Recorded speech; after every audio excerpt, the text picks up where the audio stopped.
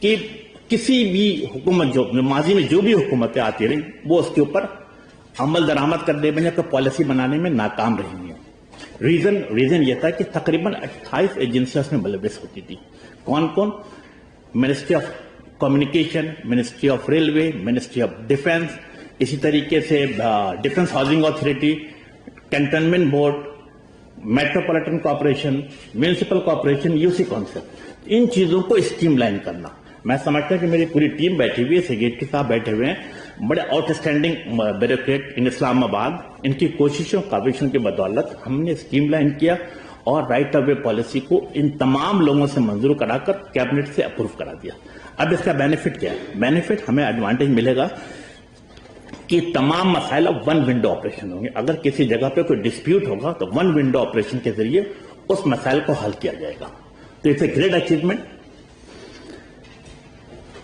اسی طریقے سے اس میں رائٹ آف وے میں سب سے امپورٹنٹ کیا ہے؟ امپورٹنٹ ہم نے 2-3 چیز اس میں کی کہ اس تمام انفراسٹرکچر کو کرٹیکل قرار دیا گیا ہے. یعنی کہ اگر کسی ٹاور کے ساتھ کوئی نقصان پہنچائے گا تو اس کے اوپر نیشنل سیکورٹی کی دفعات لگائے جائیں گے. تو اب پورے پاکستان میں ٹاورز کے نقصان پہنچانے کا کوئی سوچے گا بھی نہیں. اس کے ساتھ ساتھ اس میں ہمیں کیا بینیفٹ ملے گا؟ اس کے ساتھ یہ میں سمجھتا ہوں کہ کامن سروس کوریڈور ہو جائے گا، ٹیلی کام انفراسٹرکچر کی سیکورٹی ہو جائے گی، اور صحت کے اصولوں پر سیفٹی کے اقدامات، یہ تمام چیزیں بہتری کی طرف لے کے جائیں گی. اب میرا خیال ہے کہ امپورٹنٹ چیز ہے، جس طرح میں نے پہلے کہا کہ ڈیجیٹل پاکستان پرائم منسٹر کا ویژن، تو اسی چیز کو دیکھتے ہوئے کنیکٹیوٹی. اور کنیکٹیوٹی میں کیا تھا ہمارے لیے؟ کیا تھا کہ جب میں کراچی دیکھتا ہوں، لاہور دیکھتا ہوں، پشاور دیکھتا ہوں، کوئٹہ دیکھتا ہوں، ملتان دیکھتا ہوں، تو یہاں پہ کنیکٹیوٹی کی کوئی پرابلم نہیں نظر آتی ہے. لیکن جب میں دیہی علاقوں کو دیکھتا ہوں، انڈر سرو ایریا کو دیکھتا ہوں، ان سرو ایریا کو دیکھتا ہوں، تو یہاں پر کنیکٹیوٹی کی پرابلم ہے. جسٹ ایک دی ایگزامپل ہے پنجاب، راجن پور، مظفر گڑھ، باول نگر، رحیم یار خان. سندھ کی طرف دیکھتے ہیں تو ہمیں تھر پارکر نظر آتا ہے. اگر ہم بلوچستان میں دیکھتے ہیں تمام فاٹے ایریاز نظر آتا ہے. اگر ہم بلوچستان کو دیکھتے ہیں تو ہمارے پاس ڈیرہ بگٹی، جل مکسی، نصیر آباد، ان تمام جگہوں پہ پرابلم ہے. منسٹری آف آئی ٹی نے بالکل یہ فیصلہ کیا انقلابی کے ہر صورت پہ اس کے اوپر کنسنٹریٹ کیا جائے گا اور کنیکٹیوٹی کو دیہی علاقوں میں ان سویرے میں پہنچایا جائے گا.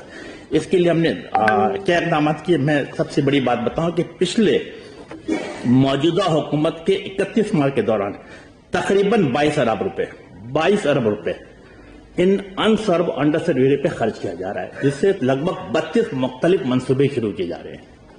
آئی ریپیٹ کہ موجودہ حکومت کے 31 ماہ کے دوران تقریباً 22 ارب روپے 32 مختلف منصوبوں پر خرچ کیا جا رہا ہے. میں اس کی تھوڑی سی ڈیفینیشن بھی بتا دیتا ہوں آپ کو کہ اگر ہم ماضی میں دیکھتے ہیں، میں زیادہ پیچھے نہیں جاتا بلکہ 2018-19-20 2-2.5 سال کی فگر آپ کے سامنے رکھتا ہوں.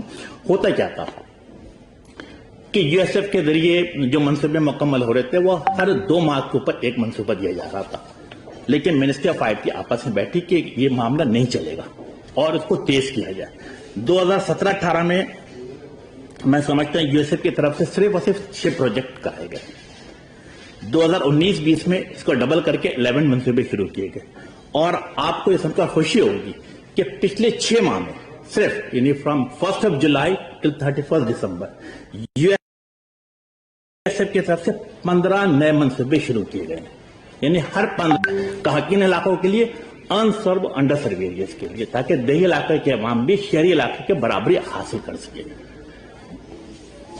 یہ اس ساتھ ساتھ ہمیں اندازہ ہے کہ high way is also very very important. میرے تمام جو لوگ انٹر پروونشل سفر کرتے ہیں، ایک ڈسٹرکٹ سے دوسرے ڈسٹرکٹ پہ سفر کرتے ہیں، they are also very very important.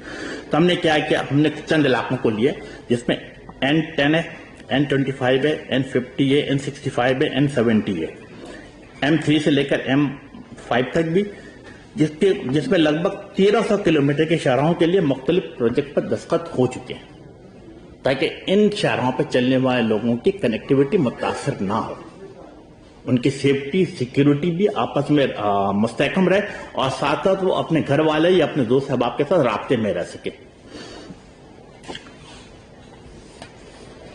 تھوڑی سی میں آپ کو اسی طرح بتا دوں کہ پاکستان کی آبادی لگ بھگ میرا خیال ہے کہ 22 کروڑ کی آبادی ہے، اور الحمدللہ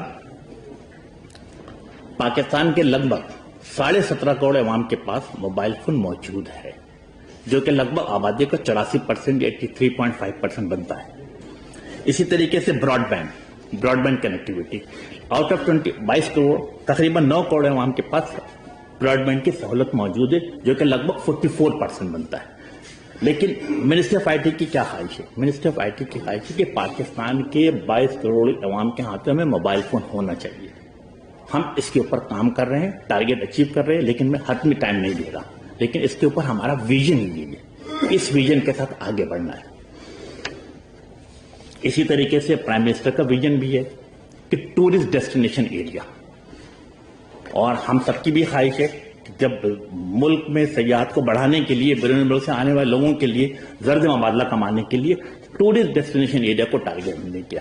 ہم نے کاغان ہے، ناران ہے، سوات ہے، چترال ہے، یہاں پہ ہماری خواہش ہے کہ تمام جو آنے والے لوگوں ہر صورت میں کنیکٹڈ رہے، موبائل فون کے ساتھ بھی اور ساتھ ساتھ براڈ بینڈ کے ساتھ بھی۔ تو ان تمام جگہوں کو اپ گریڈ کیا جا رہا ہے، اس سال میک شور کر رہے ہیں کہ جون تک یہ تمام پروجیکٹ مکمل ہو جائے۔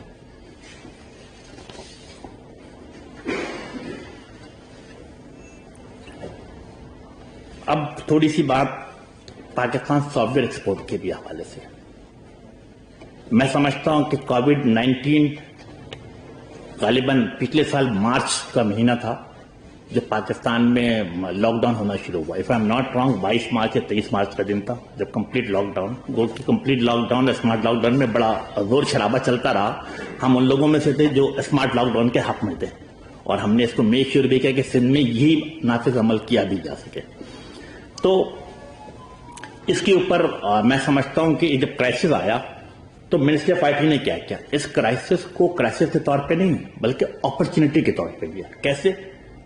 کہ ہم نے کوشش کی کہ ہم اپنے آئی ٹی ایکسپورٹ کو بڑھائیں، اور میں آپ کے سامنے 2 فگر رکھتا ہوں جس سے آپ کو اندازہ ہوا کہ منسٹری آف آئی ٹی نے کیا کیا۔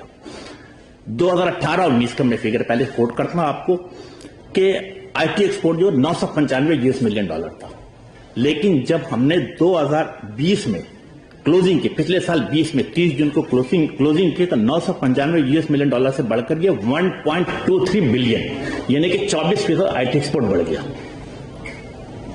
اور آپ کے توسط سے پورے پاکستان کے عوام کے لیے خوشخبری کہ پچھلے 6 مہینہ یعنی کہ from 1 July two 31 December ministry of I T کی کوششوں، کاوشوں، پوری ٹیم کی محنت کے بنا پر 40% ایکسپورٹ بڑھ چکا ہے۔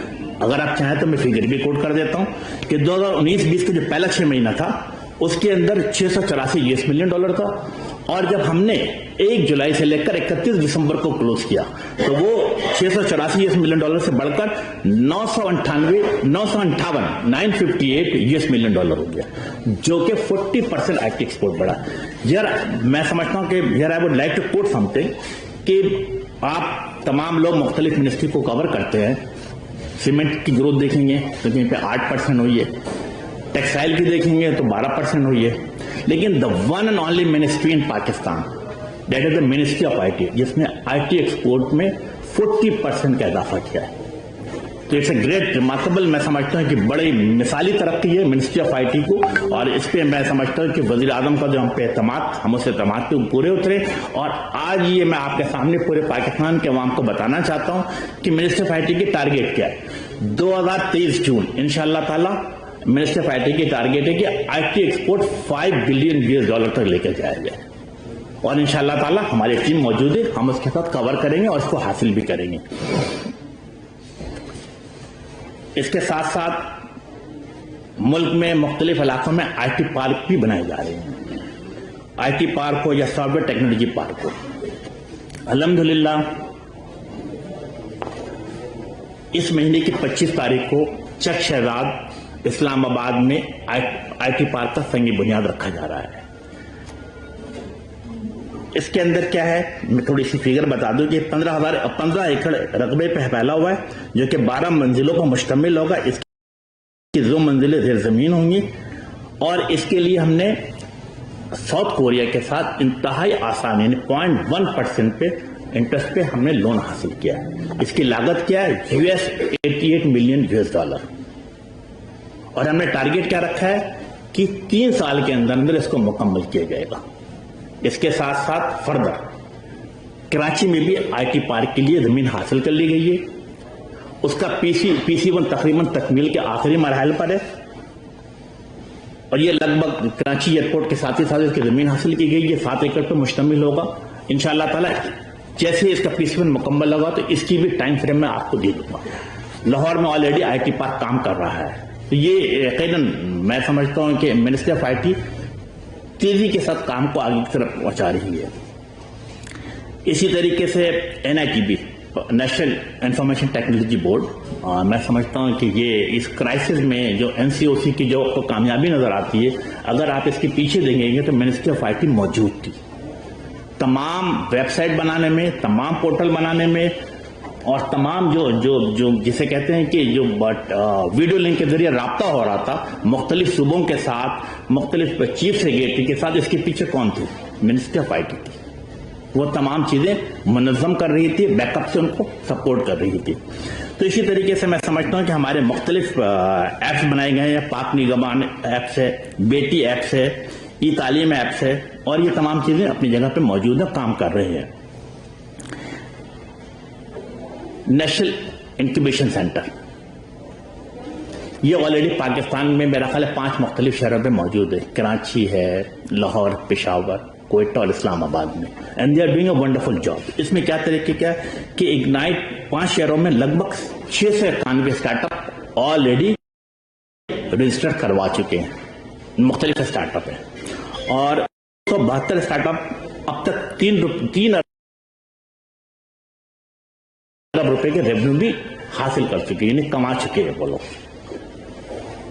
خواہش ہے کہ ہم اسے مختلف چھوٹے چھوٹے شہروں میں بھی لے کر جائیں. مثلا ہماری خواہش ہے کہ اس کو فیصل آباد، حیدرآباد، کامران، مردان، اس پہ بھی میرا خیال ہے تقریباً یہ آخری مراحل میں. اب دیکھیں گے ہر ہفتے کوئی نہ کوئی NIC یعنی کہ نیشنل انکیوبیشن سینٹر جو اس کی اوپننگ ہوتی چلی جائے گی اور آپ کو خبریں ملتی چلی جائیں گی. تو ہم اس کو چھوٹے شہروں میں بھی لے کے جا رہے ہیں.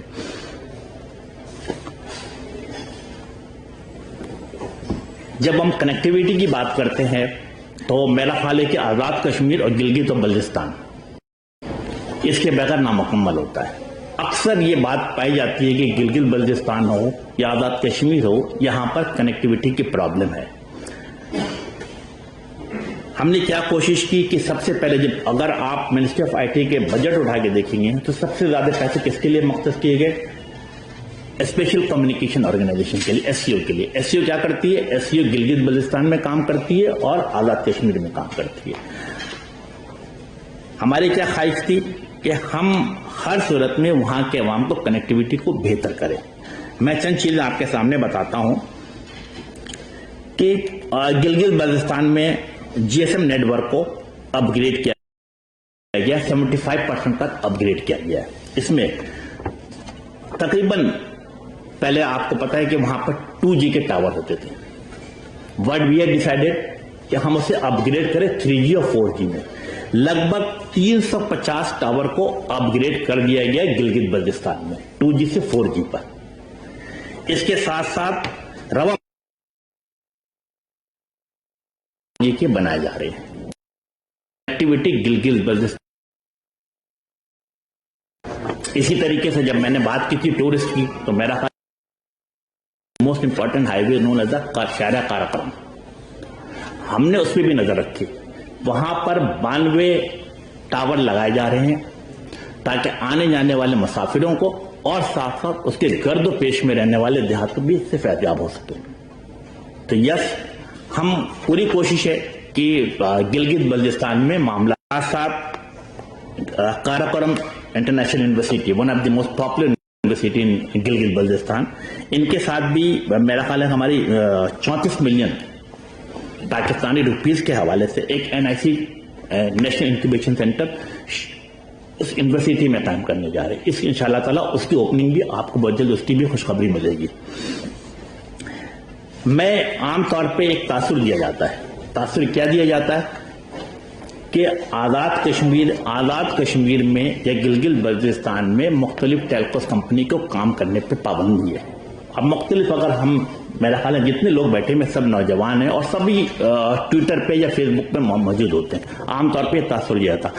آج میں آپ کے توسط سے میں ریکویسٹ کروں گا اسے ضرور ہائی لائٹ کیجیے گا کہ گلگت بلتستان میں یا آزاد کشمیر میں کسی بھی ٹیلکوس کمپنی کے کام کرنے پر کوئی پابندی نہیں ہے. Any company either it's wrong, either it's Telenor or Jazz. They have a right to go and work there. ہوتا کیا ہے میرا خیال آپ سب سمجھتے ہیں کہ چونکہ وہ کمرشلی وائبل نہیں ہوتا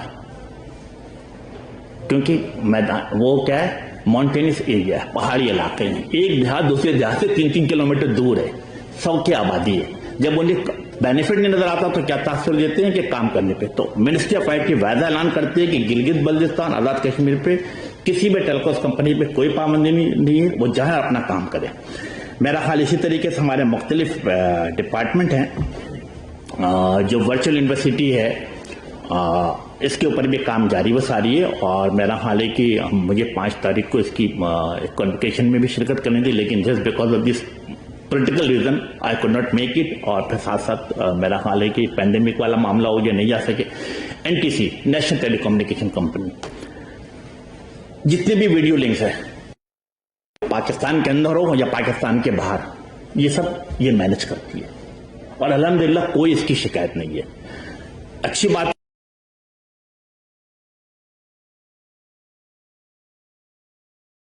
رکھوں گا کہ پچھلے سے پچھلے سال اس کی جو نیٹ آمدنی تھی وہ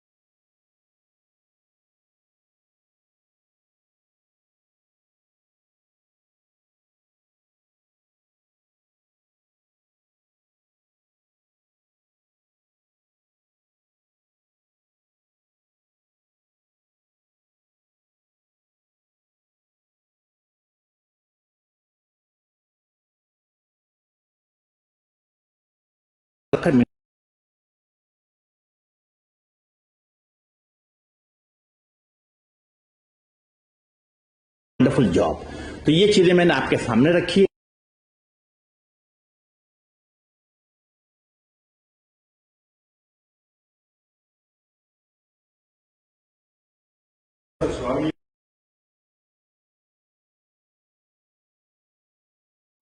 پاکستان میں آپریٹ کرنے کے لیے جب یہاں پہ IPR کی امپلیمنٹیشن نہیں ہوتی, تبدیلیاں ہوتی ہیں, ٹیکسز میں تبدیلیاں عائد ہوتی ہیں, اس سارے کا آپ ایک WTO نے دیا ہوا ایفیکٹ معاہدہ RTA ایگریمنٹ. یہ 1998 میں